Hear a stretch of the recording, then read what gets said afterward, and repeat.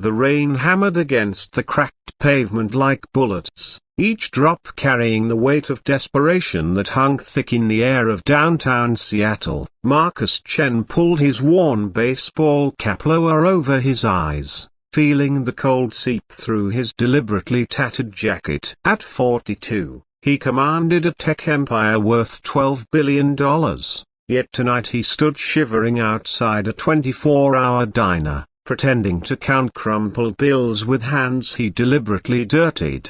His experiment had begun 3 weeks ago, born from a conversation with his dying father who whispered, "Money reveals who people really are, son." But poverty shows you who people really are. The diner's neon sign flickered erratically, casting pink and blue shadows across his face as he watched through the rain-streaked window. Inside, a woman moved between tables with practiced efficiency, her auburn hair pulled back in a messy bun, exhaustion etched in every line of her movements. Sarah Martinez had been his unwitting test subject for days now, though she had no idea the homeless man who occasionally nursed a single cup of coffee for hours was studying her every gesture. Marcus had chosen this particular diner after months of research. He'd learned that Sarah, 28 and a single mother, worked double shifts 6 days a week to support her 7-year-old daughter Emma. The private investigators he'd hired painted a picture of a woman drowning in medical debt from her daughter's recent surgery, barely keeping their heads above water despite working 16-hour days. She was perfect for his test, desperate enough that any kindness would be remarkable, yet proud enough that he could measure the true depth of her character.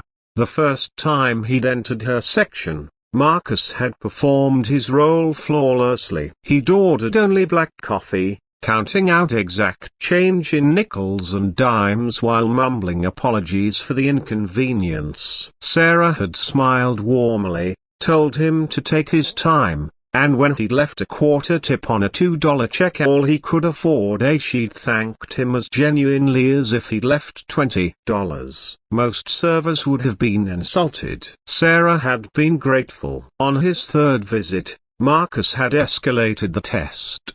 He'd arrived during the dinner rush, obviously hungry but claiming he was just looking at the menu. Sarah had approached with a tired smile, and when he'd reluctantly admitted he was a few dollars short for even the cheapest meal, something remarkable happened. She'd glanced around to ensure her manager wasn't watching, then quietly brought him a plate of meatloaf, mashed potatoes, and green beans. "It's the extra plate from table 6, she'd whispered conspiratorially, though Marcus's sharp eyes had caught her paying for it herself at the register. Can't let food go to waste. Tonight marked the culmination of his experiment. Marcus had arrived during Sarah's break, watching through the window as she sat in a corner booth, calculator in hand, surrounded by what were clearly bills. Even from outside, he could see the tension in her shoulders, the way she kept running her hands through her hair. This was it. At the moment he tested the very limits of human compassion. The bell above the door chimed as he entered, water dripping from his clothes onto the checkered linoleum. Sarah looked up from her paperwork, and despite the worry clouding her features, her face brightened with recognition. "Hey there," she said, quickly gathering her bills into a neat stack. "Your usual spot's open if you'd like." Marcus nodded, shuffling to the corner table where he'd sat during previous visits. Sarah approached with the coffee pot, and he noticed her hands trembling slightly. Whether from exhaustion or stress, he couldn't tell. "Rough night?" he asked, letting genuine concern color his voice. Sarah's smile faltered for just a moment. "Oh, You know how it is. Just trying to make the numbers work. She poured his coffee with practiced steadiness despite her shaking hands. How about you? Staying warm out there? This was his opening. Marcus had rehearsed this moment, crafted it to reveal the absolute truth of Sarah's character. He looked up at her with carefully manufactured desperation, letting his voice crack with emotion. Actually, he began, I was wondering. I know this is a lot to ask, and I wouldn't if I wasn't desperate. But, he pulled out his phone, an old model he'd bought specifically for this charade. My daughter calls me every night at 9. She's sick, in the hospital 3 states away, and I haven't been able to afford a phone plan in weeks. The payphone outside is broken, and I was wondering, could I maybe use the restaurant's phone? Just for 5 minutes? Marcus watched Sarah's face carefully, studying every micro-expression. This was the test that would reveal everything. He was asking a woman drowning in her own problems to risk her job by letting a homeless stranger use restaurant property for a personal call.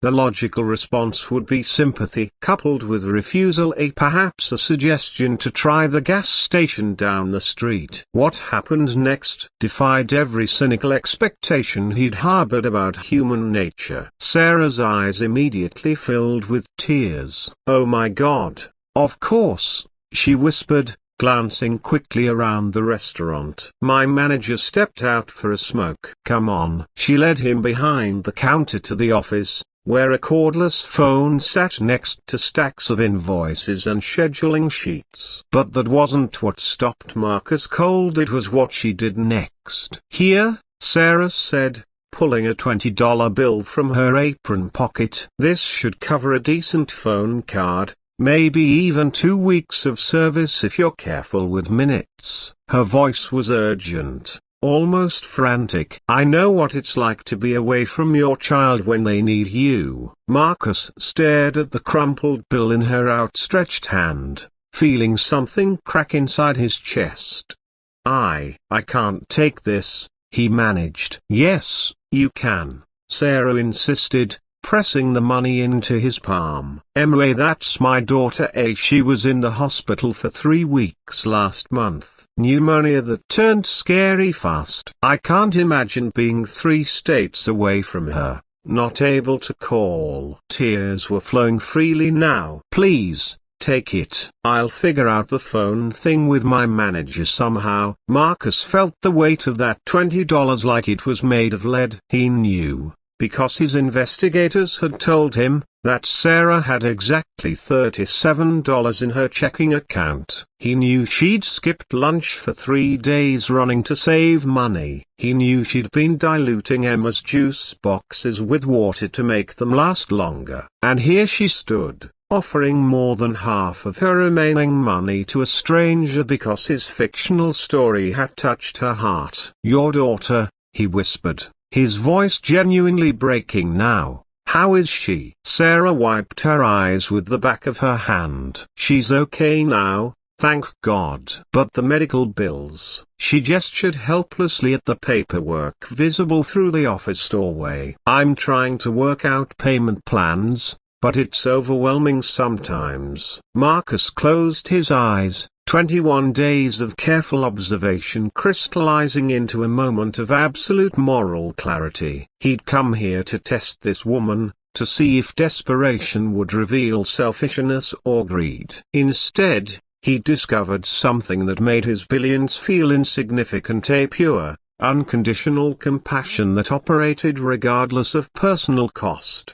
Sarah, he said quietly, I need to tell you something. The confession spilled out of him in a rush. His real identity, the experiment, the investigators, the test, everything. He watched Sarah's face cycle through confusion, disbelief, hurt, and finally, something that looked like understanding. You were testing me, she said flatly. Yes, Marcus admitted, shame burning in his throat. And you failed every cynical expectation I had about people. Sarah was quiet for a long moment, still holding the $20 between them. "So what now? You've got your answer about poor people or whatever.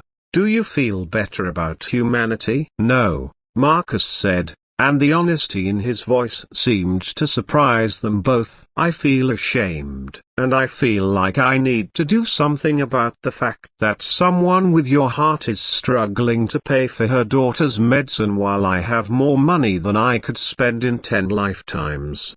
What followed was the most meaningful conversation of Marcus's life. They talked until sunrise, about Sarah's dreams of opening a small bakery, about Emma's love of science and her hopes of becoming a doctor, about the crushing weight of trying to provide opportunities for your child when every day is a financial struggle.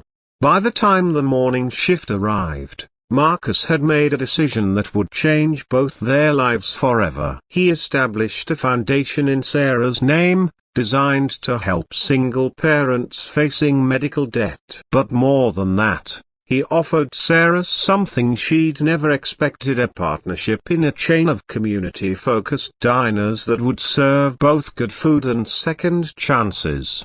6 months later, Marcus stood in the kitchen of the first Sarah's Place, watching through the service window as Sarah laughed with customers who'd become friends. Emma sat at the counter doing homework, surrounded by warmth and security that had once seemed impossible. The test had indeed revealed someone's true character, but it hadn't been Sarah's. It had been his own, reflected back through the mirror of her unwavering kindness. In trying to measure her humanity, he discovered his own had been missing for years. Marcus had learned that true wealth wasn't about having money to test others' character, it was about having the character to recognize goodness when it stood before you, offering everything it had with hands that trembled from exhaustion but never from doubt about doing the right thing.